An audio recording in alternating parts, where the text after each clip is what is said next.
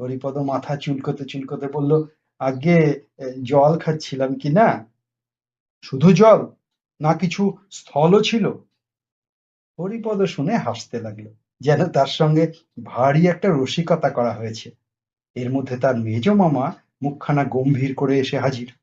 তিনি ভেতর থেকে খবর এনেছেন যে হরিপদ একটু আগেই ভাঁড়ার ঘরে ঢুকেছিল, আর তারপর থেকেই প্রায় 10-12খানা ক্ষীরের লাড়ু কম পড়েছে।